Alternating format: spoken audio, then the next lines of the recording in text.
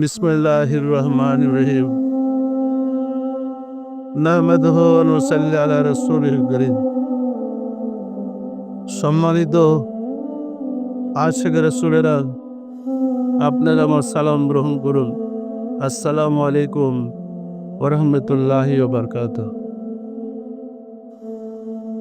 আপনারা নিশ্চয়ই অবগত আছেন, মাহে রমজানুল মুবারক আমাদের কাছে প্রতি বছরে একবার মাহে রমজান ঘুরে আসে, মানুষকে সাধনার রাস্তা খুলে দেওয়ার জন্যে। সুফি সাধকগণ সারা বৎসরই সাধনা করে, রিয়াজত করে এবং রাব্বুল আলামিনের সাথে যোগাযোগের জন্য নিয়মিত আমল করে থাকে। আর সর্বসাধারণের জন্যে বৎসরে এক মাস মাহে রমজানুল মুবারক, এ মাস হচ্ছে তাদের সাধনার মাস, পরিত্রাণের মাস, মুক্তির মাস। সম্মানিত আশিক রাসূলেরা, সিয়াম সাধনার মাধ্যমে মানুষ আত্মশুদ্ধি লাভ করে এবং আত্মশুদ্ধি লাভ করে আল্লাহকে পরিপূর্ণ আত্মসমর্পণ করতে সক্ষম হয়। আর মুহাম্মদ ইসলামের অনুসারী আশিক রাসূলদের প্রতি বৎসরই আত্মশুদ্ধির শিক্ষা লাভ করতে হয়। আত্মা সূক্ষ্মাতিক সূক্ষ্ম জগতের বস্তু। স্থূল দেহের কোনো কার্যক্রম আত্মাকে স্পর্শ করতে পারে না। সম্মানিত আশিক রাসূলেরা, আত্মা অশুদ্ধ হয় কিভাবে, প্রথম সেটা জানতে হবে। আত্মা সূক্ষ্মাতিক সূক্ষ্ম জগতের বস্তু। স্থূল দেহের কোনো অপবিত্রতা আত্মাকে অপবিত্র করতে পারে না। একজন মানুষের জামার মধ্যে যদি ময়লা করে সাবান দেওয়া ধুলে পরিষ্কার হয়ে যায়, কিন্তু আত্মার ময়লাকে সাবান দেওয়া ধুয়া মুছা পরিষ্কার করার কোনো সুযোগই নেই।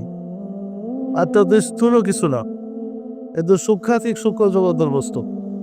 আত্মাকে অপবিত্র করে সূক্ষ্মাতিক সূক্ষ্ম জগতের আরও কিছু বস্তু আছে, যেগুলাকে সুফিদের ভাষায় কাম, ক্রোধ, লোভ, মোহ, মদ, মাৎসর্য, ষড়রিপু বলে। এই ষড়রিপুর দ্বারাই আত্মা কলুষিত হয়, অপবিত্র হয়। আর আত্মাকে পরিশুদ্ধ করার জন্য সূক্ষ্মাতিক সূক্ষ্ম জগতের বস্তুর প্রয়োজন হয়। স্থূল দেহের কোনো বস্তু আত্মাকে পবিত্র করতে পারে না। আত্মাকে পবিত্র করার জন্য সূক্ষ্মাতিক সূক্ষ্ম জগতের বস্তু রয়েছে, উহাকে বলা হয় ফায়েজ, যাহা সরাসরি আল্লাহর কাছ থেকে বান্দার উপর ওয়ারিদ হয়ে থাকে। এই ফায়েজের সূক্ষ্মাতিক সূক্ষ্ম শক্তি দ্বারাই আত্মাকে পবিত্র করতে হয়। যেমন আশিক রাসূলের কোনো অনুষ্ঠানের মধ্যে যখন আপনারা অংশগ্রহণ করেন, অবারিত ফায়েজ বর্ষণ হইতে থাকলে আপনি জাগ্রত কি ঘুমন্ত, আপনি কোথায় আছেন এই চিন্তা আসে না। এমনটা কি আপনাদের হয়? এটা কিন্তু আত্মার ওই ওয়াস হচ্ছে, ওই ফায়েজের শক্তি দ্বারা আপনাকে ঘুম পাড়াই দেওয়া আত্মাকে বুদ্ধ পবিত্র করার একটা ওয়াস হয়। ধুইয়া মুইসা আত্মাকে পবিত্র করা হয়। এই ফায়েজ হাসিল করতে না পারলে কোনো কর্মের দ্বারাই আত্মা শুদ্ধ হবে না। তবে মাহে রমজানুল মুবারকে সিয়াম সাধনার মাস, রোজা সাধনা করার মাস তো বটেই, আত্মশুদ্ধির মাসও বলা হয়। সারাদিন রোজা থাকলে প্রভুর দিকে তাকে যখন মানুষ কান্নাকাটি করে, তখন আল্লাহর পক্ষ থেকে ফায়েজ ওয়ারিদ হয়, যাহা তার আত্মায় প্রশান্তি এনে দেয়। আপনারা নিজেরা কোনো অনুষ্ঠান বা কোনো স্থানে গেলে দেখবেন এত শান্তি পাওয়া যাচ্ছে যে মনে হয় আমি স্বর্গের মধ্যে অবস্থান করতেছি, যে মনে হয় না যে আমি আসলে এই দুনিয়াতে আছি। অনুভব হচ্ছে যেমন আমি স্বর্গের মধ্যে আছি। এটা কি আপনাদের অনুভব হয়? এটা কিন্তু ফায়েজের কারণে আল্লাহর পক্ষ থেকে স্বর্গীয় ফায়েজ ওয়ারে ধরে, তখন মনে হয় আমি স্বর্গে আছি। এই হিসাবে যারা সাধক, যারা সুফি, তারা সবসময় আল্লাহর প্রেমে ডুবে থাকতে চেষ্টা করে। আল্লাহর প্রেমে ডুবে থাকলে এই পরম প্রশান্তি সুন্দরভাবে উপলব্ধি করা যায়। সামাজিক ব্যাপারে জাগতিক কোনো পেরেশানি থাকলেও যারা ওই ফায়েজ ওয়ারেদ করতে পেরেছে তারা কোনো পেরেশান হোক, তাদের মনের মধ্যে অশান্তি স্পর্শ করতে পারে না, তাদের মনের মধ্যে কোনো মানে ঝামেলা বা কোনো রকম খারাপই স্পর্শ করতে পারে না, তারা পরম প্রশান্তির মধ্যে থাকতে পারে। সম্মানিত আশিকের রাসূলের সিয়াম সাধনে যে জিনিস অর্জিত হয়, সর্বসাধারণের জন্য, সকল শ্রেণীর মানুষের জন্য সুফি সাধকরা সারা বৎসর এই জিনিস লাভ করে। এই নিয়ামত লাভ করি তারা আরো উন্নত লাভ করতে পারে। যেহেতু মাহে রমজানের মুবারক সিয়াম সাধনার মাস, সবার সাথে আশিকের রাসূলের রোজা পালন করবে। তো আশিকের রাসূলদের রোজা আর সাধারণ মানুষের রোজা এক নয়, রোজার মধ্যে পার্থক্য আছে।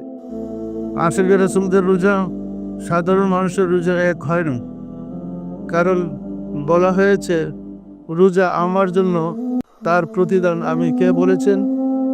রাব্বুল আলামিন বলেছেন রোজা আমার জন্যে আর তার প্রতিদান আমি।